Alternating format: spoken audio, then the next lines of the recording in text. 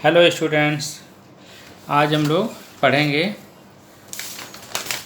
इलेक्ट्रॉनों का वितरण कैसे होता है। तो आप परमाणु की संरचना के बारे में आपने देखा था। ये नाभिक होता है। ये पहली कक्षा, दूसरी कक्षा, तीसरी कक्षा और चौथी कक्षा।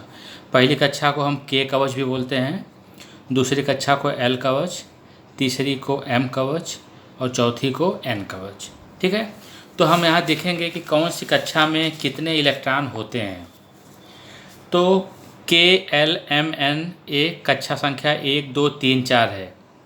तो इसमें कितने इलेक्ट्रॉन होते हैं, फार्मूला है 2n²। तो 2n² फार्मूले से हम पता लगा लेते हैं कि के कवच में कितना इलेक्ट्रॉन होगा, एल कवच में कितना इलेक्ट्रॉन होगा, एम कवच में कितना होगा और एन कवच में कितना होगा। जैसे अगर हमको के कवच में इलेक्ट्रॉनों की संख्या अधिकतम निकालनी हो तो n बराबर 1 लिख देंगे। जैसे यहाँ दिया है 2n² में 2n की जगह पर 1 लिख दिया तो 1 का स्क्वायर। तो यहाँ पर क्या हो गया, तो के कवच में अधिकतम इलेक्ट्रॉन कितने हो सकते हैं, 2 इलेक्ट्रॉन। ऐसे ही अगर यल कवच में निकालना है तो कक्षा संख्या ए 2 है, n की जगह पर 2 लिखेंगे तो यहाँ पर हो जाएगा 2 × 2 का स्क्वायर। 2 का स्क्वायर 4 हो जाएगा, 4 2 जा 8। इसका मतलब एल कवच या दूसरी कक्षा में अधिक से अधिक कितने इलेक्ट्रॉन हो सकते हैं, 8। हमको एम कवच का निकालना हो कि एम कवच में अधिक से अधिक कितने इलेक्ट्रॉन होंगे, तो n बराबर 3 लिख दीजिए। तो जब 2 × 3 का स्क्वायर, 3 3 जा 9 और 9 2 जा 18। तो एम कवच में कितने इलेक्ट्रॉन होंगे, 18 इलेक्ट्रॉन। एन कवच संख्या 4 है तो यहाँ पर लिखेंगे 2 × 4 का स्क्वायर, 4 4 जा 16 और 16 2 जा 32। तो इस तरह से हम निकाल लेंगे कि पहली कक्षा में कितना इलेक्ट्रॉन होगा, अधिकतम 2 इलेक्ट्रॉन, दूसरी कक्षा में अधिकतम इलेक्ट्रॉन 8, तीसरी कक्षा में अधिकतम इलेक्ट्रॉन 18 और चौथी कक्षा में अधिकतम इलेक्ट्रॉन 32। इस आधार पर हम निकाल लेंगे किस कक्षा में अधिकतम कितने इलेक्ट्रॉन हो सकते हैं। ठीक है। ये महत्तम, ये मैक्सिमम नंबर है। इससे ज़्यादा इलेक्ट्रॉन इस कक्षा में नहीं हो सकते। इसका मतलब पहली कक्षा में 2 से ज़्यादा इलेक्ट्रॉन नहीं हो सकते हैं। ठीक है।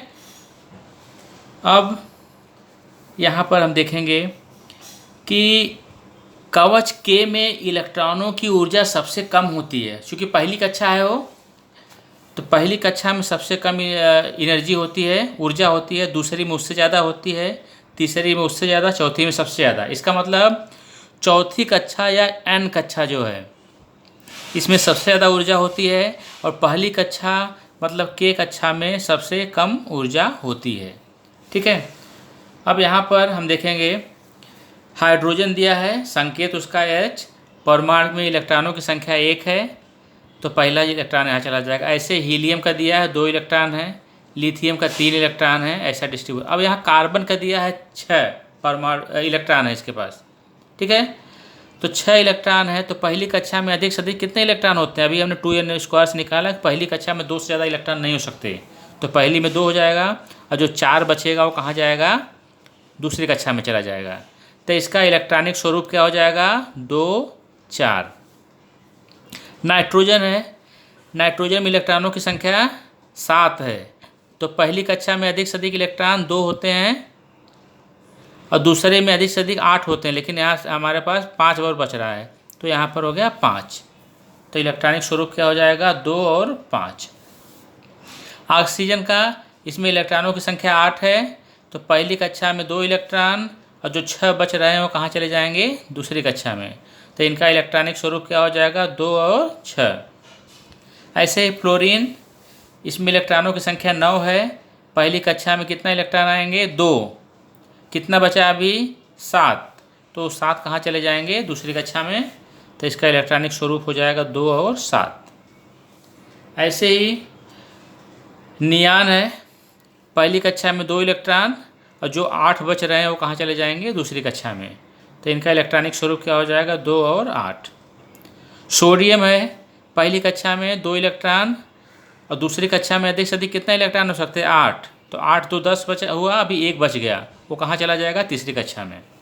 तो 2 8 1 2 8 1। क्लोरीन है 17, पहली कक्षा में 2 इलेक्ट्रॉन, दूसरे में कितना 8, अभी कितना बचा 7, वो 7 कहाँ चला जाएगा तीसरी कक्षा में, तो इसका इलेक्ट्रॉनिक स्वरूप क्या हो जाएगा 2 8 7। आर्गन 18 इलेक्ट्रॉन, पहली कक्षा में 2, सेकंड में 8 और थर्ड में कितना हो जाएगा 8, तो इनका इलेक्ट्रॉनिक स्वरूप क्या हो जाएगा 2 8 8। ऐसे ही ब्रोमीन है, पहली कक्षा में कितना 2, दूसरी में 8, अब कितना बच गया इसमें 2 और 8 हो गया 10 और यहाँ पे 25 बचा। ठीक है, तो इसमें कितना जाएगा 18 जाएगा 18, तो कितना हो गया 28। अभी कितना बचा यहाँ पर 7, वो कहाँ चला जाएगा तीसरी कक्षा में, तो 2 8 18 एंड 7। ठीक है, तो इस तरह से इनका इलेक्ट्रॉनिक स्वरूप होगा। नेक्स्ट हम पढ़ेंगे संयोजकता के बारे में। संयोजकता के बारे में पता है, किसी तत्व के संयोग करने की क्षमता को उसकी संयोजकता कहते हैं। ठीक है, तो परमाणु की संयोजकता उसके वाह्यतम कक्षा में, उसके वाह्यतम जो कवच है उसके इलेक्ट्रॉनिक स्वरूप के आधार पर निर्धारित होते हैं। इसलिए वाह्यतम कवच को क्या बोलते हैं संयोजकता कवच बोलते हैं, और वाह्यतम कवच में जितने इलेक्ट्रॉन होते हैं उनको हम लोग बोलते हैं संयोजकता इलेक्ट्रॉन। यहाँ पर हाइड्रोजन का देखते हैं, बाहरी कक्षा में कितने इलेक्ट्रॉन है 1, इसलिए हाइड्रोजन की संयोजकता कितनी होगी 1। हीलियम के बाहरी कक्षा में 2 इलेक्ट्रॉन, एक ही कक्षा है इसमें 2 इलेक्ट्रॉन, लेकिन 2n² के आधार पर हमको पता है कि पहली कक्षा में 2 से ज़्यादा इलेक्ट्रॉन नहीं हो सकते, इसका मतलब इसकी कक्षा पूर्ण है। जिस भी तत्व की कक्षा पूर्ण होती है उसकी संयोजकता शून्य होती है। क्यों? क्योंकि वह किसी भी तत्व के साथ किसी संयोग करके कोई भी यौगिक नहीं बनाता है, इसलिए उसकी संयोजकता क्या होती है शून्य होती है। तो जिसकी भी बाहरी कक्षा पूर्ण होगी उसकी संयोजकता शून्य होगी, क्योंकि वो किसी के साथ भी कोई रासायनिक अभिक्रिया में भाग नहीं लेता है। तो हीलियम की पहली एक ही कक्षा है और वो भी 2 इलेक्ट्रॉन से पूरी पूर्ण है, क्योंकि 2 इलेक्ट्रॉन से ज़्यादा इसमें आ नहीं सकते 2n² के आधार पर, तो इसका मतलब इसकी संयोजकता क्या होगी 0। कार्बन पहली कक्षा में 2 इलेक्ट्रॉन हुए और दूसरे में कितने हैं 4, तो कार्बन की संयोजकता कितनी हो जाएगी 4। ठीक है, नियान का भी देख रहे हैं, पहली कक्षा में 2 इलेक्ट्रॉन और दूसरी कक्षा में कितने इलेक्ट्रॉन हैं 2 2 4 2 6 और 8, इसका मतलब दूसरी कक्षा इसकी पूर्ण है। तो अभी आपको पता है कि अगर उसकी कक्षा पूर्ण रहेगी बाहरी कक्षा, तो किसी भी तत्व के साथ रासायनिक अभिक्रिया में भाग नहीं लेगा, इसका मतलब इसकी संयोजकता भी शून्य, इसका मतलब नियान की संयोजकता भी शून्य होगी। यहाँ पर सोडियम है, पहली कक्षा में 2 इलेक्ट्रॉन, दूसरी कक्षा में 8 इलेक्ट्रॉन और तीसरी कक्षा में 1 इलेक्ट्रॉन, इसलिए सोडियम की संयोजकता कितनी होगी 1 होगी। ठीक है, तो इस आधार पर हम संयोजकता देखते हैं। आगे अभी आपने देखा कि कुछ तत्वों की संयोजकता शून्य हो रही है, तो कौन से तत्व हैं वो बोलते हैं निष्क्रिय गैस हैं, जैसे हीलियम, नियान, आर्गन, क्रिप्टन, जेनन, रेडन, ये सब क्या हैं निष्क्रिय गैसें हैं। इनके बाहरी कक्षा पूर्ण होती हैं, तो जिस भी तत्व की बाहरी कक्षा पूर्ण होती है उनकी संयोजकता शून्य होती है। उसके अलावा वो सब निष्क्रिय गैसें हैं, और उसके अलावा जो भी तत्व हैं उनकी कुछ न कुछ संयोजकता होती है, उनकी संयोजकता शून्य नहीं होती है। अब किसी तत्व की संयोजकता कितनी होगी, जिस तत्व में संयोजकता इलेक्ट्रॉन संख्या 4 या उससे कम है उस तत्व की संयोजकता उसकी संयोजकता इलेक्ट्रॉन संख्या के बराबर होती है। जैसे हमने देखा कार्बन का यहाँ पर इसकी बाहरी कक्षा में 4 इलेक्ट्रॉन है, इसका मतलब बाहरी कक्षा में 4 इलेक्ट्रॉन या उससे कम है, मतलब 1 2 3 4 इतने हैं, तो बाहरी कक्षा में जितने इलेक्ट्रॉन होंगे उनकी संयोजकता उतनी होगी। लेकिन अगर 4 से ज़्यादा हैं तो वो बाहरी कक्षा में उसका अष्टक पूरा करने के लिए 8 इलेक्ट्रॉन पूरा करने के लिए जितने इलेक्ट्रॉनों की कमी होती है वही उसकी संयोजकता होती है। जैसे उदाहरण के लिए अगर किसी भी तत्व के बाहरी कक्षा में 5 इलेक्ट्रॉन है तो उसकी संयोजकता कितनी होगी 5 नहीं होगी, उसकी संयोजकता वो अष्टक पूरा करने के लिए 8 पूरा करने के लिए उसको कितने इलेक्ट्रॉन की आवश्यकता है? 3 इलेक्ट्रॉन। इसका मतलब उसकी संयोजकता 3 होगी। अगर किसी तत्व की बाहरी कक्षा में 6 इलेक्ट्रॉन है तो उसको 8 इलेक्ट्रॉन पूर्ण करने के लिए कितने इलेक्ट्रॉन चाहिए? 2 इलेक्ट्रॉन चाहिए, तो उसकी संयोजकता 2 होगी। अगर 7 है तो उसको 1 इलेक्ट्रॉन चाहिए, और अगर 8 है तो 0 होगा, क्योंकि उसकी वो किसी भी रासायनिक अभिक्रिया में भाग नहीं लेगा। ठीक है। तो ऐसे ही जिस तत्व में संयोजकता इलेक्ट्रॉन संख्या 4 या उससे कम होती है, उस तत्व की संयोजकता उसकी संयोजकता इलेक्ट्रॉन संख्या के बराबर होता है। इसके विपरीत जिस तत्व में 4 या अधिक संयोजकता वाले इलेक्ट्रॉन है, तब अष्टक पूर्ण होने के लिए जितने इलेक्ट्रॉन कम होते हैं वह संख्या उस तत्व की संयोजकता होती है। अभी यहाँ पर तत्व दिया है, हाइड्रोजन है, कार्बन है, लिथियम है, ऑक्सीजन है, नाइट्रोजन है। वाहतम कवच में कितने इलेक्ट्रॉन होंगे? चूंकि यहाँ पर इसके पास एक ही इलेक्ट्रॉन है तो बाहरी कक्षा में एक ही इलेक्ट्रॉन होगा। कार्बन के पास 6 इलेक्ट्रॉन है तो बाहरी कक्षा में कितने होंगे? पहली कक्षा में 2 इलेक्ट्रॉन, और बाकी जो 4 बचेंगे वो बाहरी कक्षा में जाएंगे। लिथियम के पास 3 इलेक्ट्रॉन है, पहली कक्षा में 2 हो जाएंगे, और एक जो बचेगा वो कहाँ चला जाएगा? दूसरी कक्षा में। ऑक्सीजन के पास 6 इलेक्ट्रॉन है, पहली में 2 होगा, और जो 6 बचेगा कहाँ चला जाएगा? सेकेंड में।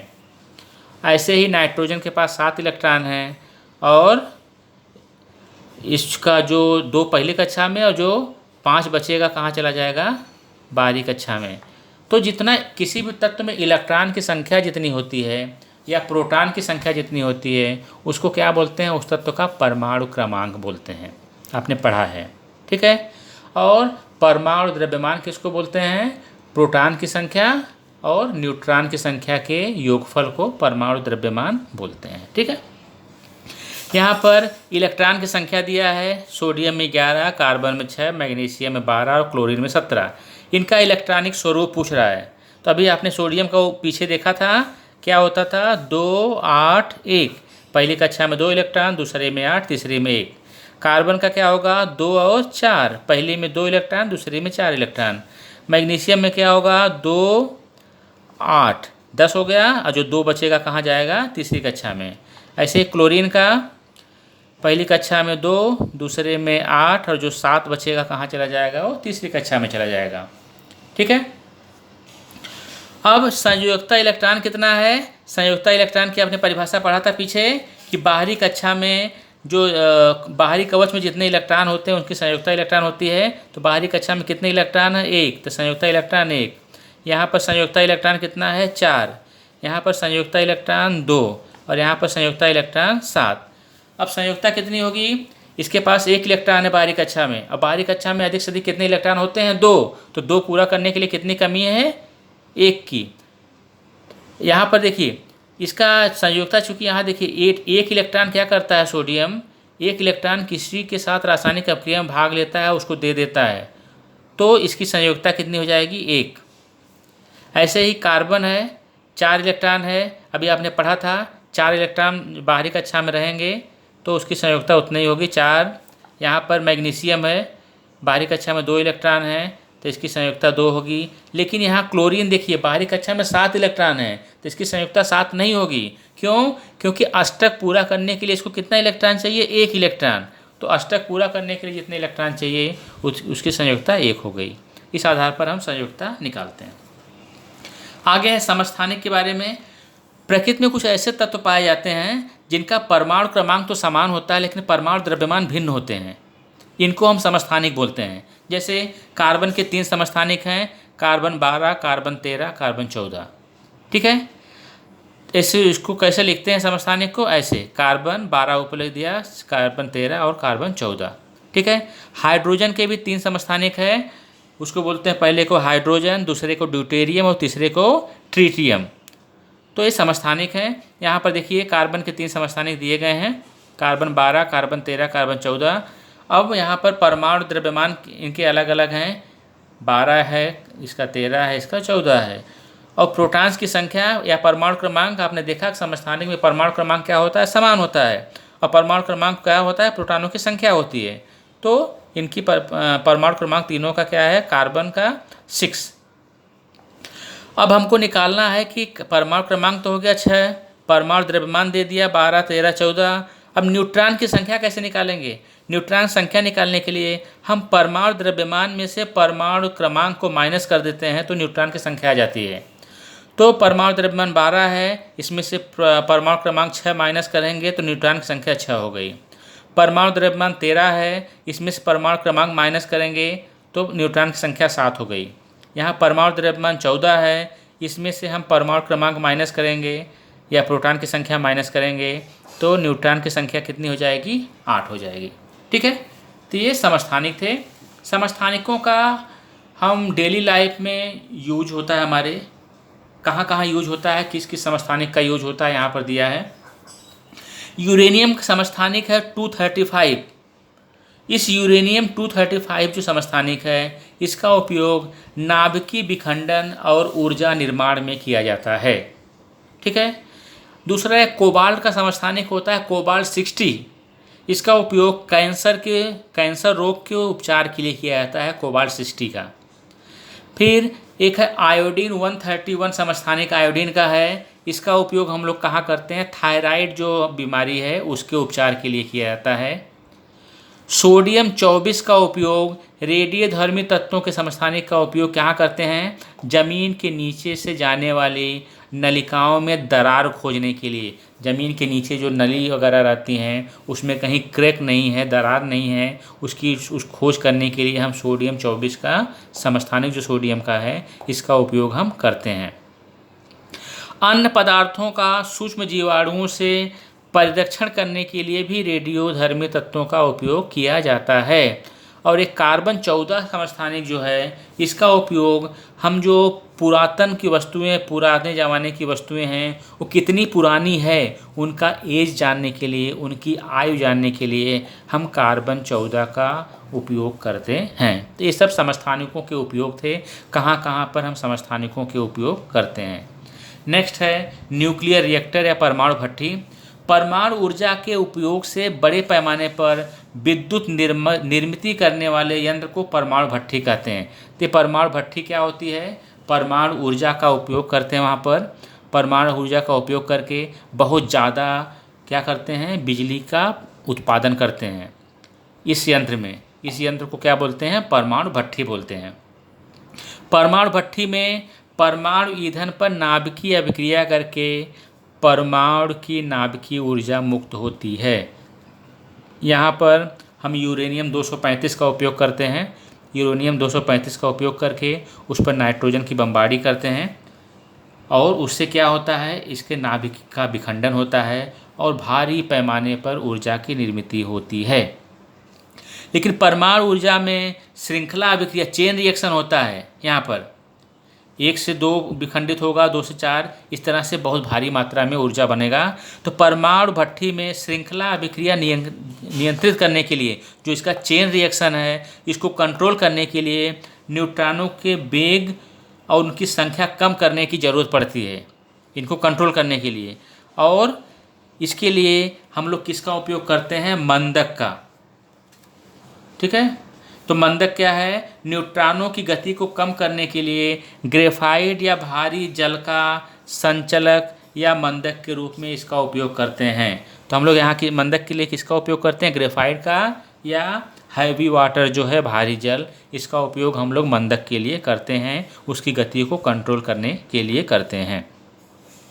दूसरा है कंट्रोलर या नियंत्रक। न्यूट्रॉनों को अवशोषित करके उसकी संख्या कम करने के लिए बोरान, कैडमियम, बेरिलियम आदि की छड़ों का नियंत्रक के रूप में उपयोग किया जाता है। तो यहाँ पर क्या करते हैं? बोरान की छड़, कैडमियम की छड़ और बेरिलियम का छड़, इनका यूज करते हैं क्या करने के लिए? ये क्या करता है? न्यूट्रॉनों को एब्जॉर्ब कर लेता है, अवशोषित कर लेता है। इससे क्या होता है? रासायनिक जो चेन रिएक्शन है इस पर कंट्रोल होता है, नियंत्रण पा लेते हैं हम। भारत में जो है 8 स्थानों पर परमाणु ऊर्जा निर्माण के कुल 22 परमाणु भट्टियाँ कार्यान्वित हैं। इसमें से मुंबई में है एक अप्सरा या मुंबई के भाभा परमाणु अनुसंधान केंद्र में 4 अगस्त 1956 को कार्यान्वित हुई भारत की पहली परमाणु भट्टी है। तो मुंबई अप्सरा जो है, जो भाभा परमाणु अनुसंधान केंद्र है मुंबई में, ये भारत की पहली परमाणु भट्टी है। भारत में थोरियम 232 इस तत्व के भंडार बड़े पैमाने में होने के कारण भारतीय वैज्ञानिकों ने आने वाले समय के लिए थोरियम 232 से यूरेनियम 233 इस समस्थानिक के निर्माण पर आधारित परमाणु भट्टियों की योजना विकसित की है। क्योंकि हमारे पास थोरियम 232 के भंडार बहुत ज़्यादा हैं, तो साइंटिस्ट लोगों ने थोरियम 232 से यूरेनियम 233 समस्थानिक का निर्माण किया, जिसके आधार पर परमाणु भट्टियों की योजना विकसित की गई है। Okay, thank you.